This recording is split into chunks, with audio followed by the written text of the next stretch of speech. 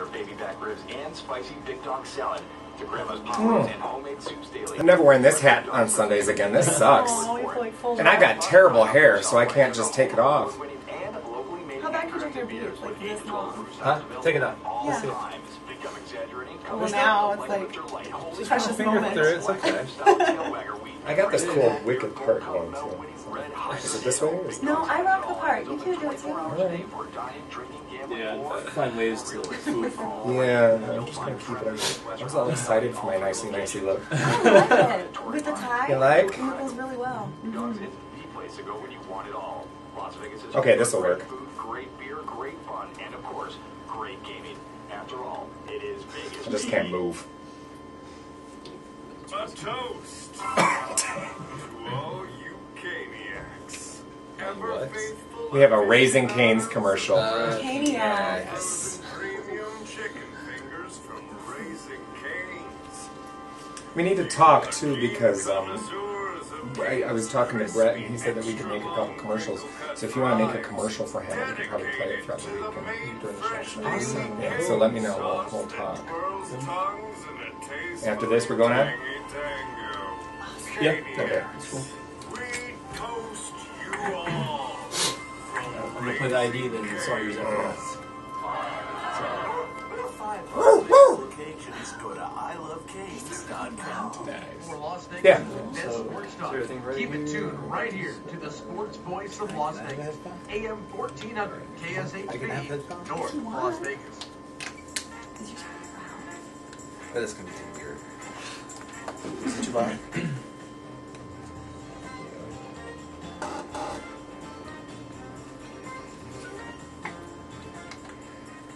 I hope you got all your school supplies and you're gearing up for school, but before you head back, let's go to summer camp for just a little bit.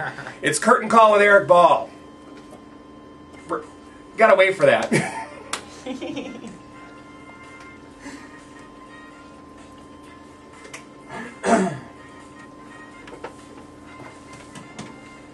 Well, thank you for tuning in. This is Eric Ball, and you're listening to Curtain Call. And with me, as always, is Miss Keriann Parks. Oh, hi, I'm so good. Good. Glenn's not with us today. He's out listening. He's over at the, well, he's listening and watching. He's over at the Smith Center watching La Cage aux Folles. And George Hamilton and Chris Sieber. And apparently it's really, really good. It's funny because when I was in New York and I got a chance to do this Broadway theater teachers workshop, and Harvey Fierstein was one of the guests, he was talking about La Cage aux Folles and how he was coerced, much against his will initially, to do that little tiny, kind of a stint in the revival. And what exactly is the show? Have you seen the movie The Birdcage with Robin Williams? It's the musical that The Birdcage is based off of, and that in turn is based on a play, a French film play, based on a play. Yeah, and so it kind of it's about a relationship of a gay couple in Miami, I believe in Miami. No, in La Cage aux Folles, it takes place in Saint-Tropez. Yeah, Saint-Tropez, and then they moved it to Miami in the movie, which was controversial. But anyways, it's really funny. The son of this drag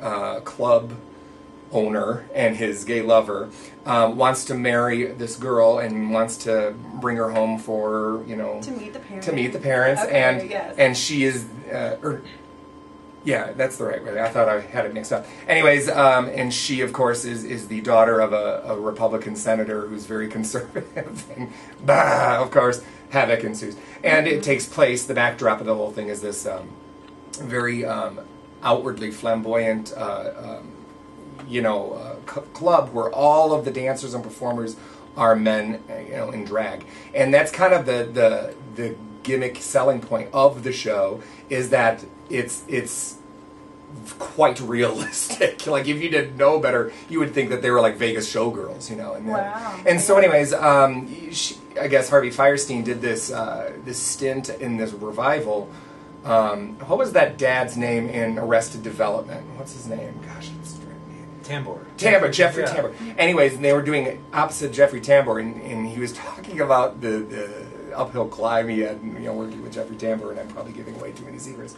And he was talking about how he was kind of rolling his eyes at the fact that George Hamilton is playing this part, you know, in this touring version, and he praised Chris Sieber, but he said, "Oh my gosh, George Hamilton, are you kidding me?"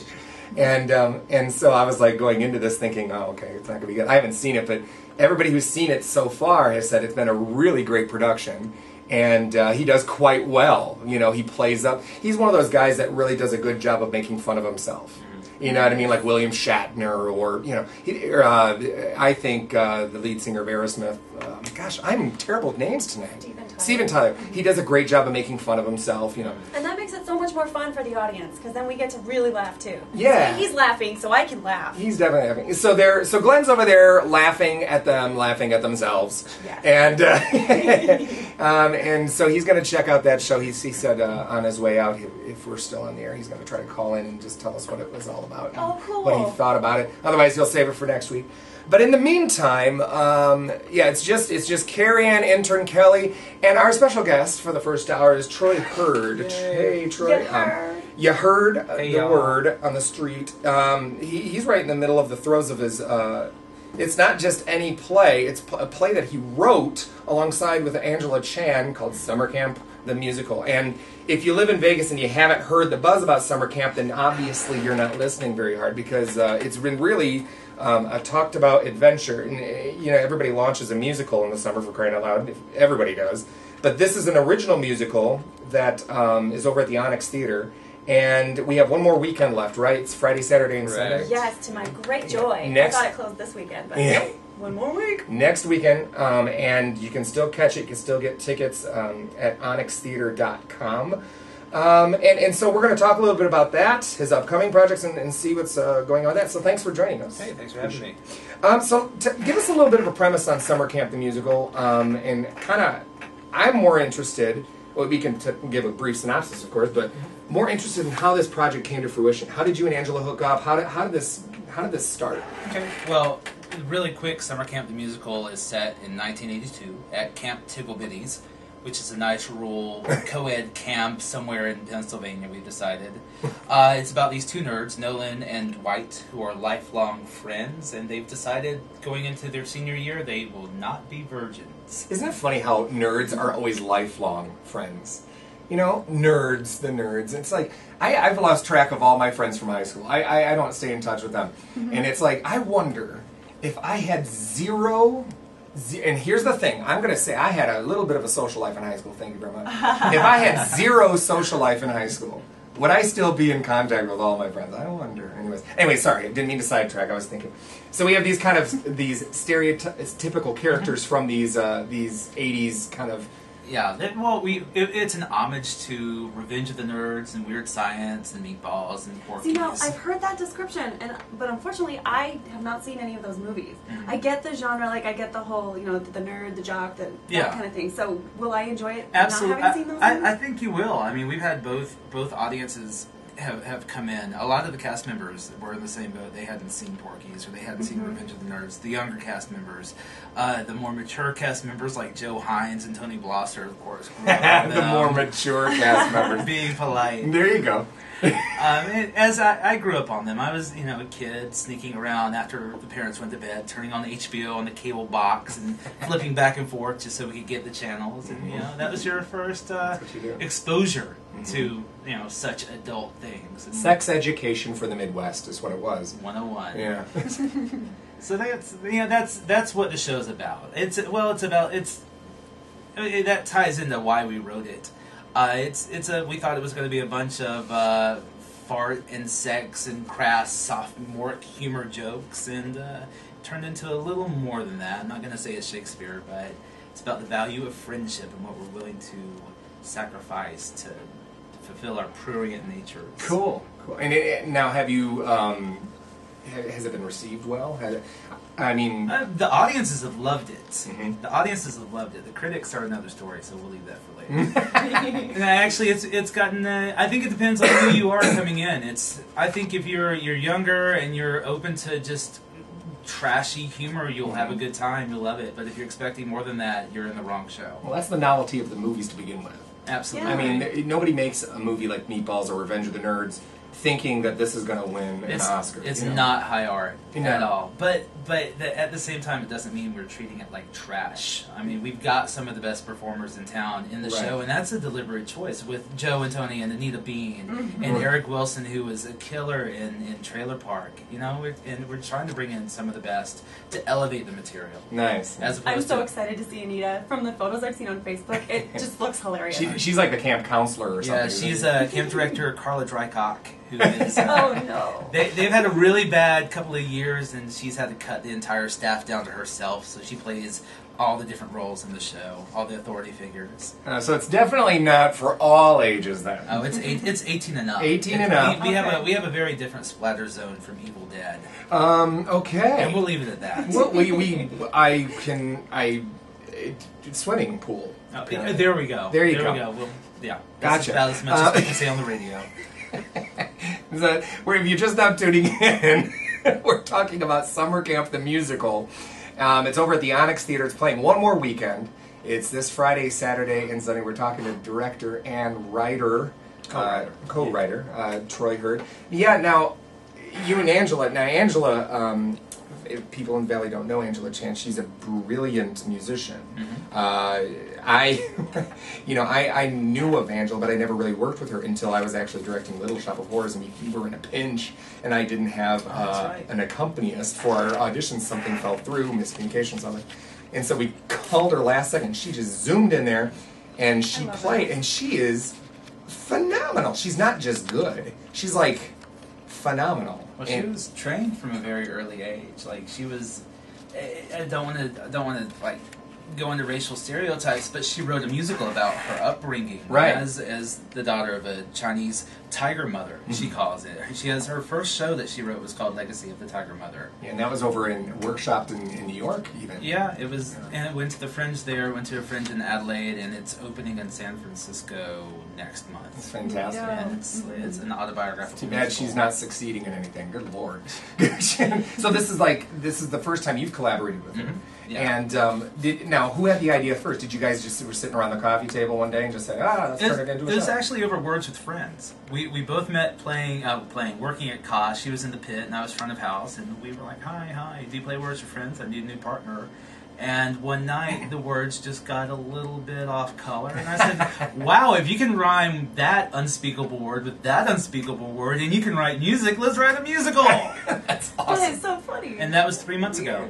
Oh, man. I wonder what musicals are being written over Draw Something. I mean, you never know. Well, you're quite the expert on that. Yeah, right. Oh, my.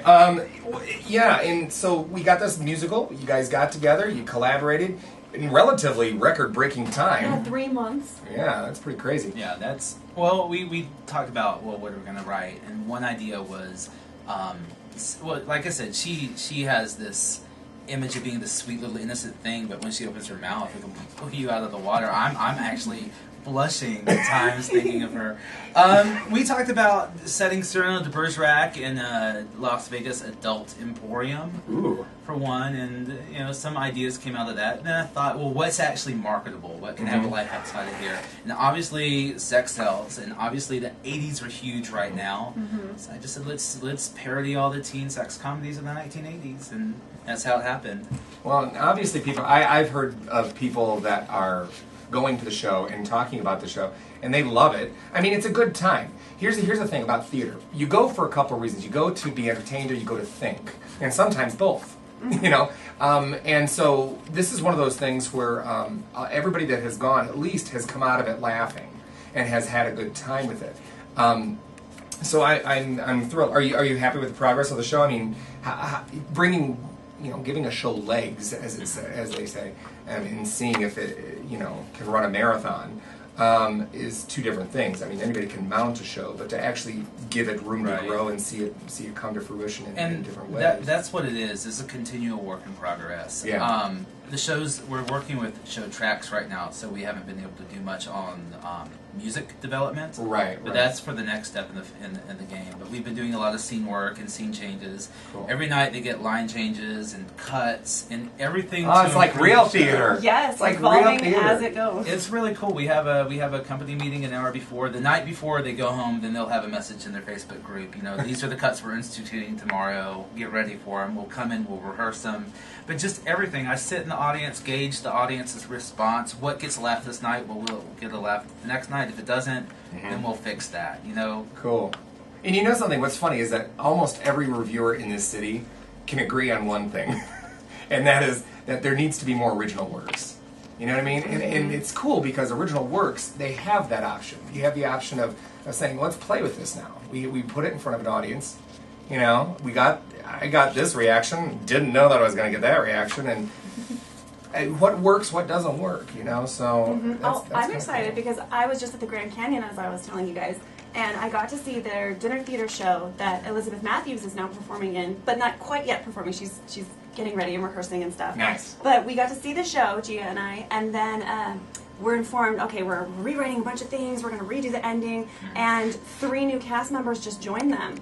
So the next time we go out to visit Ms. Matthews, we're going to see a whole different show, and that's fun. That is kind of cool. See a show in its infancy, and then talk because it is. A lot of times, people, especially when you get into the throes of doing a season, or you're trying to crank out 4 shows a year, or you know, you oftentimes it's about the mounting of the show and then progressing it forward. You forget about the fact that this piece is a story, and a story essentially is a piece of art and something that came from somebody's head and kind of matured. It's like a fine wine. You got to let it sit for a while before you take a drink. Let it breathe. Yeah, let it breathe, and then and so it's like I often wonder, especially with these plays that win the Pulitzer Prize, or August Osage County. I wonder. I was looking, getting things ready for school, and we do a unit on Sunday in the Park with George, and how that won all these awards. And it's like I wonder now if Sondheim looks back at that and goes, that's exactly what I wanted it to be. I bet you he still wishes that there was room to grow with that. And I wonder, because I'm never satisfied with everything I do. Everything I do, even stuff that has been extremely well received, I know, looking like if I direct something and everyone's like, oh, this is the most brilliant thing ever. I know what didn't get the paint, or what didn't get, and it's like, I wish I, and it's like, so I don't know. I mean, are you looking forward to the life that this show is? Oh, absolutely. Well, we're talking about what's next.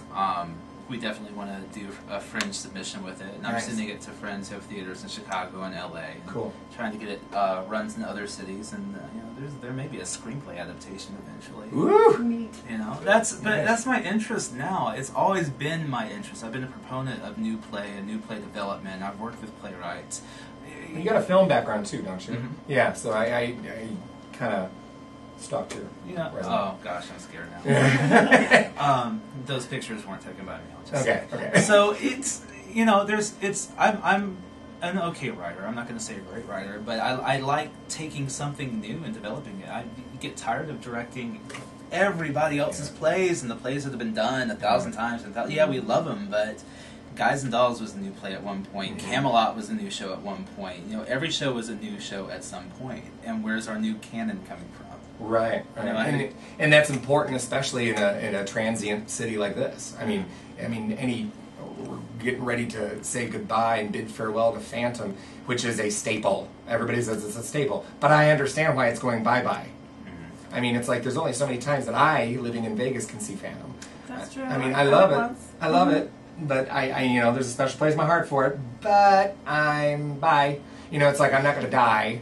Because it's not in the city anymore. And I don't know that everybody coming to Vegas to gamble for a weekend is wanting to go and sit and watch Phantom. Maybe it has a life. But I think that the reason why producers and investors and things like that want, that's why Hairspray was pulled so quickly. That's why, I just think that they are looking for bang for the buck, Yeah, the novelty wears off quickly. Yeah. And so, I I don't know. Maybe that's the business end of things. Well, let's take a short break. We're sitting here with Troy Heard. He's the writer and director of Summer Camp the Musical over at the Onyx Theater. If you're interested in seeing it, you are in luck because we have one more weekend left of shows, Friday, Saturday, and Sunday next weekend. Go over to onyxtheater.com and you can get tickets. We're going to take a quick break and we'll be right back and we'll talk a little bit more about Summer Camp the Musical. Hang tight.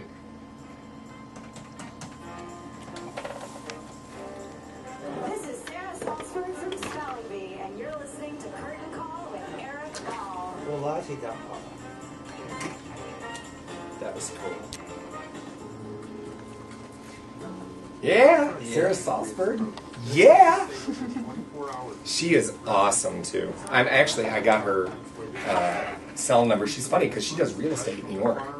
She's like a real estate agent. And anyways, and I said we're doing spelling bee this year, and I said, would you do like a Skype with my kids, maybe? And she was like, yeah. And I was like, yes. So we're going to try to make that happen.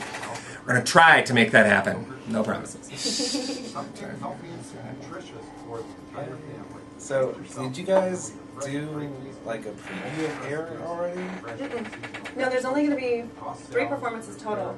It's going to be the 2 first Friday shows and then the Saturday matinee. How important is it that I do these public service announcements? Should I just do one every now and then? Every now and then, yeah. I'll do the Salvation Army vehicle donation.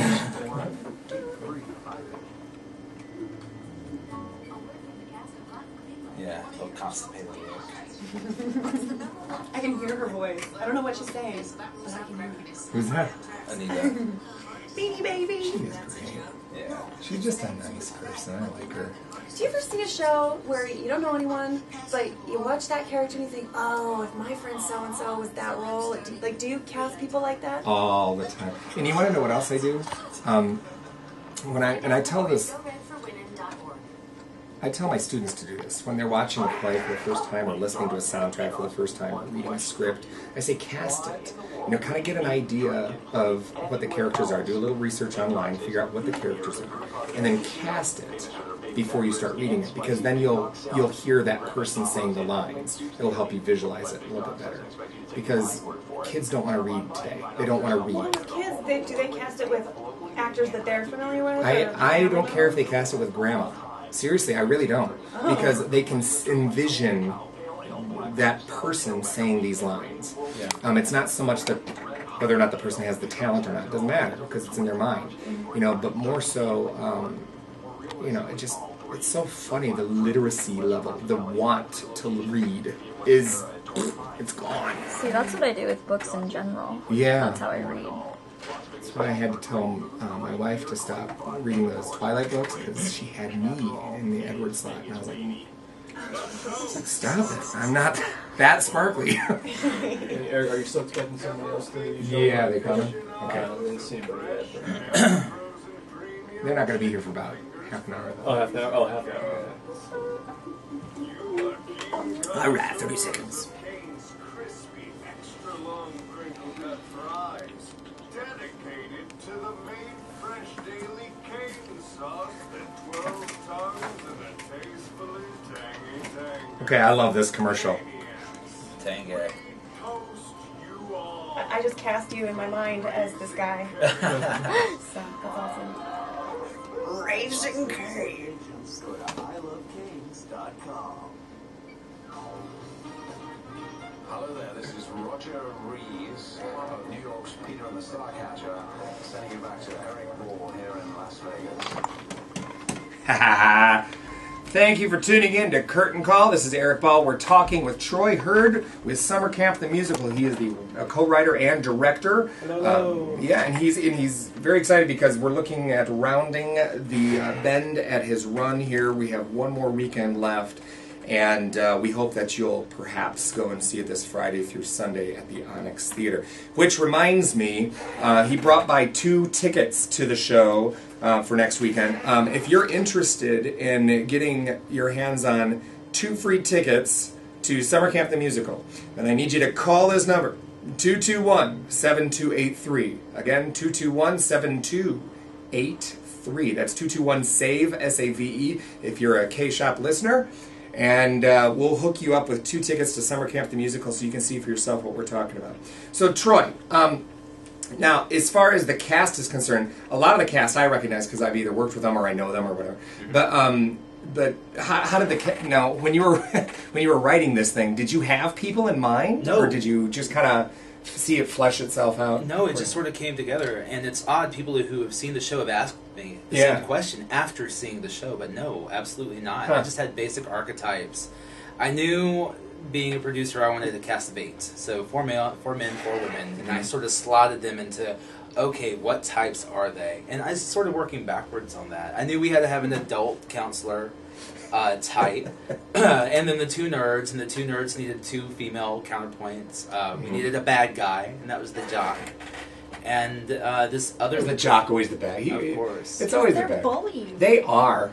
And I don't know if you realize this, but most of the jock characters in the 80s movies are named Troy, which Right. kind of gave me a complex growing up. Weird. And so that's what the character's name is. It's not because he's a hunk and very, strong and good looking. It's because he's Nice. that character. Troy, yeah, the Goonies. Troy. Absolutely. Oh yeah. I'm gonna go back and look for all the Troys now. Mm-hmm. Yeah. So yeah, and the cast is doing a great job. They're awesome. Yeah, they're really hilarious. And a lot, what I always like to ask this, and I know it's kind of put in the no one ever wants to air out their laundry, but I always think it makes for really good radio when you talk about the trial and error session. Has there been anything like a major speed bump, anything that you're just like whoa? Or some sort of funny happening? No, we've been great. We've had a great time. No, actually, it's been a nightmare all the way. I'm just kidding. It's actually been great. No, it's been in between. No, it's actually been great, but because it's a new show, I told them day one coming in, you guys need to be very open during this rehearsal process. We're going to be throwing cuts at you. We're going to be changing keys. We're going to be rewriting songs. You guys have to be extremely flexible, and they have been. And there's the 13-cent joke. Joe Hines is one of the greatest improvisers on stage, and during the rehearsal, he'd completely rewrite a line or say, "Hey, Troy, let me try this." And it was every time he had a line, I said, "Let's keep it." He's 13 cents. That's his royalty. When he goes to the Broadway, he gets 13 cents. He gets 13 cents. Well, that's really cool because you're asking them to be flexible, and then at the same time, so are you. Oh, absolutely. Well, I, as a director, not a performer, I can look at actors. I know actors usually know a show better than I do. I know what the whole picture looks like, but they know their characters better. And especially if they have an opportunity to create a character, they'll really know who that person is. So if something doesn't work and they said, let's try it this way, I'm very open to it. Well, and that I've always viewed as actor in the whole acting directing relationship. Actors are more investments, and it's like you offer them the opportunity to kind of afford themselves to this role. It's an investment in the story. And so it's like, yeah, you're talking about Joe. I've worked with Joe in a couple projects, and he really is. It's fun for him, to take the character and kind of just go with it. When we were Crazy for You, there would be times that the rehearsal would just come to a dead halt just because he would say something that was completely in character. And he would not, even after it got a huge laugh and we're all busting up on the ground laughing, he would still be in character. He goes, "What? Why are you talking?" He was hilarious. And it's that type of investment, for lack of, It's a great word. Yeah, I mean, it's that type of investment that I think any director is looking for, let alone one that wrote the show themselves. I mean, Angela and I have both been very fortunate with this cast. They brought so many insights to it. And like I said, it's we thought we were going to write an hour-long, campy, Charles Busch style, maybe had 3 original tunes in it. And it turned out to be a 2-hour-long, 2-act play with a dramatic arts, 14 original songs. 14? Yeah. Wild. Yeah, here's the process. We decided, okay, we're going to do this thing. And I started outlining it. It probably took me about not even a week. But then I banged out a book in maybe 2-3 weeks. She had her first song within a couple of days.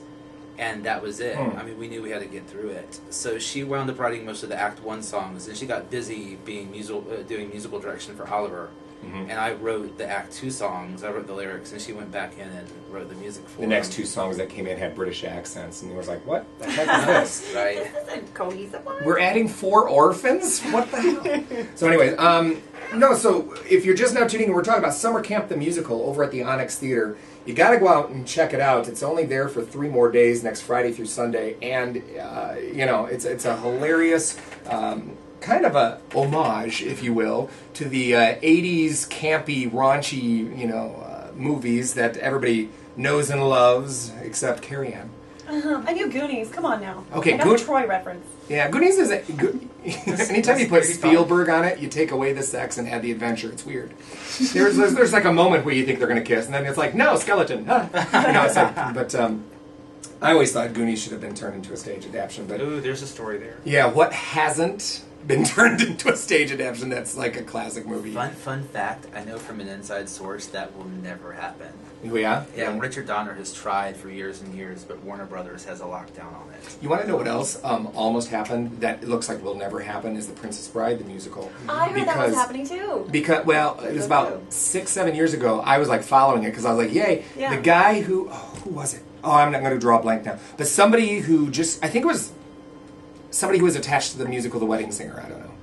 Somebody. I'm not going to get it right. But anyways, there's the composer and the lyricist could not work together, and they both went their separate ways and brought with them their investment in the project. And so it was kind of like, it's never going to happen now. And there's this like bootleg theater production, if you will, of The Princess Bride that went on in LA somewhere, some little hole in the wall. And I'm sure that they're like, we didn't do it. Are you kidding me? We didn't do that. No. But there's if you look hard enough on the internet, it's there. And I was just like, it'd be such a good show. And, there's stuff like that you just wish that you could get your meat hooks into and just kind of make it your own. But I can imagine, having loved the 80s campiness of all these already thought out plot lines and well-received plot lines, it's kind of fun to make it your own. Just kind of find characters and in these kind of stereotypes and in crazy situations that they get themselves into. Yeah, we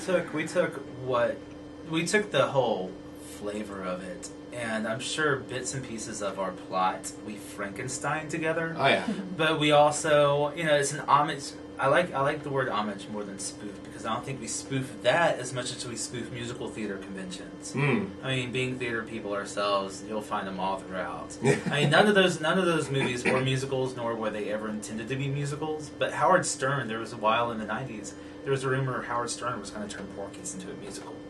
So I think we beat him to the punch. Nice. It's always good to beat Howard Stern to the punch. Well, now let's shift gears for just a second, not to diminish the attention that summer camp is getting, because we wish you the very, very best. This is a show that is finding its legs right now because it's an original work. This is the first production. If this does go on to a festival and gets picked up and is seen in bigger venues, which I hope happens, it's going to be really cool because this cast will be on the script as the original cast. And I always have been like, I don't necessarily want to win a major award for acting down the road. That's not a goal of mine. But I've always wanted to originate a role. And I don't even care what it is. Just the idea that the first audience to see this role was something that I was entrusted to create. And I just think that that's lots of fun. It's got to have the same kind of feeling as writing it and see your words come to life. Well, now I'm curious, when you are pitching it to Fringe Fest and stuff, are you doing it with a script that you started with, or that it's evolved into? That evolved into, because we only improved it during the run by making cuts and for time and fixing jokes. So no, it wouldn't be the one we had 3 months ago. I don't think Fringe festivals even negotiate a consideration for something unless it's been in front of an audience. At some point, that's why people do stage readings and stuff like that at colleges and universities. Stuff like that's fun.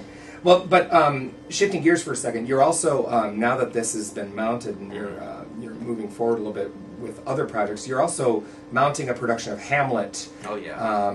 Over at the Onyx, and that's going up September 7th through the 23rd, rather 7th through the 23rd. Now, tell me, this one is kind of been not rehashed, but certainly an interesting concept, and I wanted you to elaborate on that a little bit so we can. This production, it was an orphan production in Surgo. Was going to produce it at the Plaza, and of course they've shut their doors, and there was so much interest in it that I went ahead and picked it up with my production company, Table 8. The show it's been reduced down to a cast of 7. There's Hamlet and then everybody else, and everybody else doubles. Nice. But the focus is really, this is the question, and this is the hardest for me to explain to somebody who doesn't really know Shakespeare. They said, well, what do you do? How is it different? It's still very much Hamlet, it's still very much the Elizabethan text, but it's been cut down, and the focus of the story is on the family dynamic. I mean, if you're going to pitch it to a movie studio, it's the story of a college kid who comes home after being away a while for his father's funeral and finds out his uncle married his mom and has taken over the household. There's lots of contemporary psychology in it. Nice. It's about a dysfunctional family. Is it set in a contemporary period? Yeah. Okay, so we're looking at, but what about the text now? It's still Shakespeare's words. Nice. We haven't changed the word. We've just cut it down and focused. Can I tell you, I love, okay, now, purists are going to scorn me, but it's like, but I love contemporized Shakespeare when they don't contemporize the dialogue. I you know do what I too. mean? Yes, because absolutely. it kind of, because it's so relevant still. I always view, and I still do, as I read it and perform it, I view Shakespeare's words as poetry. It's poetic. And that's, to me, what theater is. Because theater is exaggerated, so you got to kind of round out what you're saying in order to present it. It's not, it's not like every day. It's very heightened exaggeration and very, very emotional driven and things like that. So it's like it lends to that out of the gate. So when you make it adaptable and approachable for a modern audience, by keeping it that way, it's like you trick them. It's like you got them, and then you lay it on them. The first couple lines, people who aren't used to it are going to be like, okay. And then they get into it, they find that they're following this story that they didn't trust initially. And for me, it's much easier to follow when it's contemporary. Yeah, and it depends on your point of view, absolutely. Yeah, this is very, very contemporary. I'm fortunate to have yet another extremely talented cast. Geo Nichols, who's been in a lot of Insurgo shows. He played Macbeth a couple of years ago. He's playing Hamlet. Brandon McClanahan is Laertes. Kim Glover is Gertrude. Oh, wow. Favorite of mine, Ron Williams, he was in Hellcab, is playing Claudius. Mick Axelrod is Horatio. Ashley Buffkin, she's new to the scene. She's a UNLV student, is playing Ophelia. And in an extreme surprise move, even for me, David McKee, the former critic for City Life, is now Polonius. Great! He decided to quit reviewing and take his first step on stage, and he's entrusted me for some reason. That's fantastic, though. That's great. And this is going to be over at the Onyx as well. So we have an intimate space, which I think is very appropriate for this particular show. Oh, the front row is exciting. Sean Critchfield was our fight choreographer. He came in this weekend and we did the fencing match. That turns very, very wrong. And if you're in the front row, you're ducking. It's exciting. That's great. That's great. And now it's contemporized, but what kind of are there any surprises? Something that is kind of unique to this particular production? I think the biggest surprise is something I'm discovering now. We're slowly slipping into runs. And I'm sitting there watching it, and of course I know the text very, very well, but after a while, I'll forget it's Shakespeare. And it sounds very contemporary. Once you get past that, you mentioned it, once you get that past the first couple of lines and you give over to it, my goal is 90% of it will make sense. Which is it's a very high percentage for Shakespeare. That's one thing I did to aid the contemporizing, was a lot of the really obscure references are gone. Right. If we've never heard of this Greek god today, it's not going to resonate with us as it did back in the Globe Theater with the Groundlings, where those were everyday stories. Yeah. Well, now let me ask you this, because this is something that has always interested me. And by the way, I wore this bowler hat today. And my headphones won't fit on. I'm having a bad hair day, so I'm wearing this bowler hat. So if you hear some does rustling. look really good. But it's funny because you keep holding your hand up on the earphones, so I see your black nail polish too. And it really completes the outfit, I gotta say. So rock and roll. I gotta tell you, I loved you and Joseph. I wondered how are you gonna like that? Loved it. Well, you should read my screed about Thank you. A nice treatise on Joseph and the importance of it. Who was it that wrote this complete opposite review of Anthony Tavalle's review of it, and it said, "Why didn't it have this? The least you could do is rape the goat," or something like that. It was somebody wrote that on Facebook. It was the funniest thing because it was like it was mocking the review. But thank you. I'm the point. I'm having lots of fun with the show, and I think. But go see Joseph if you're not seeing Summer Camp. Go see Joseph, or go see Joseph on Friday, Saturday. Come see Summer Camp on Sunday. There you go. Wednesday, Thursday. We could go see. Oh, Joseph. even better. There you go. Then you save your weekend for Summer Camp. This is something that always intrigues me. A lot of people have preconceived relationships with these very important, very classic pieces like Hamlet, Romeo and Juliet, anything like that. Joseph. Right. Going into this now, there's two parts to my question. First part is, do you have like kind of this nurtured relationship with this piece? And if so, is there a certain degree of obligation you feel you owe it going into it? Or do you feel like you have to give it your own interpretation? Because I always say there's a modicum of tipping your hat to exactly what it's been presented as before.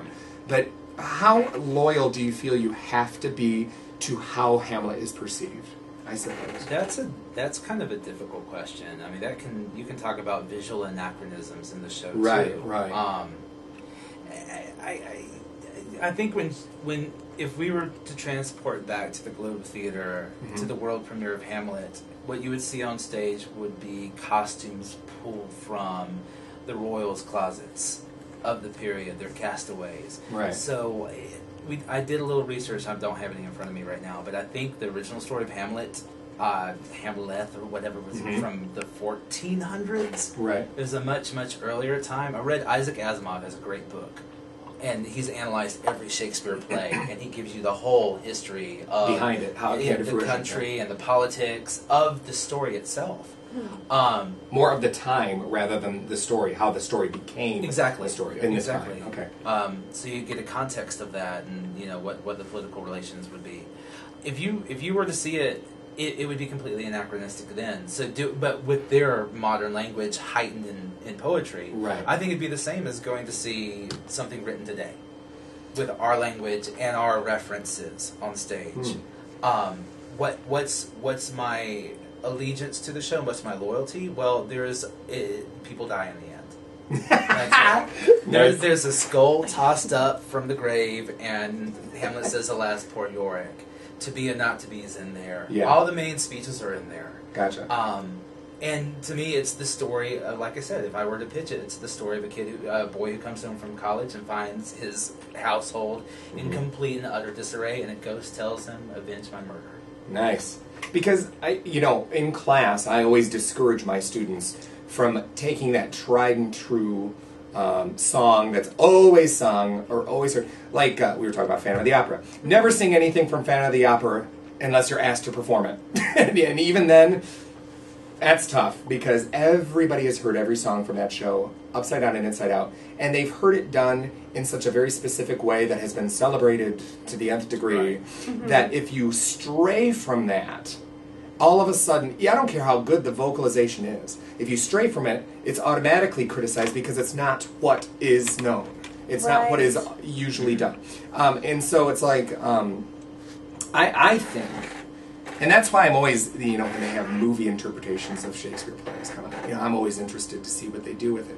I still have yet to see Julie Taymor's The Tempest, but I'm a big fan of Julie Taymor, and so it's like, I want to see what she's going to do. It's like, oh, we're going to serve eggs. Let's scramble them. She does crazy, crazy stuff.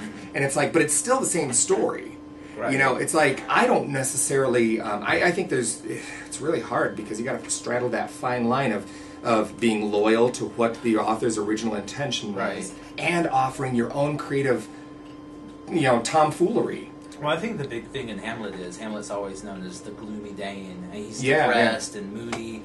And if you, with the read Gio and I have taken on it is, he's not depressed. He's pissed off. I mean, he was supposed to be the successor. He was supposed to be the next in line for the throne. And his uncle took it over. Not only did his uncle take it over, his uncle swept in on Mom immediately. So he wants to do something, but because of societal conventions, he's not allowed to. He can't just up and do it. And then Dad comes back from the dead and says, "Avenge my death." You know, is he insane? Is he not? And we're not really playing that as much as he has a goal. I was going to ask you, is he insane or no? Because that's always the big thing. He says he's not. He tells Horatio, I'm going to feign insanity. It's right there in the text. Yeah. So is he not? No. That's always what scholars fight over, though. Is he really insane, or is he just playing insane? No, he's playing. I think Shakespeare said right there that he's playing insane, and it's throughout. One might argue it's more fun if he's playing insane. You know what I mean? Just from a character standpoint, you're making choices. Well, Shakespeare also has a lot of words to actors in that. You know, and that's true. Of course, the advice to the players is the famous speech, but I think he gave his actors something to do by letting them play sane rather than be insane. Right. And if he were insane, there are so many places where he could mess up. I mean, there's a great scene where he walks in on Claudius as Claudius is praying. And he's ready to do it then. Claudius's back is to him. I can drive the sword in his back, kill him, fulfill my legacy. Right. And then he stops himself. He says, I can't do it because if I kill him now, he's going to go to heaven. And it's, I've got to wait till he's in bed with Mom. And so he goes off and does the closet scene with Mom in the bedroom. And the wonderful little M. Night Shyamalan twist is Claudius gets up and says, well, my head's too distracted. I can't pray right now. So had Hamlet gone ahead and done it, if he were insane, he would have killed him, I believe. And Bruce Willis is a ghost the whole time.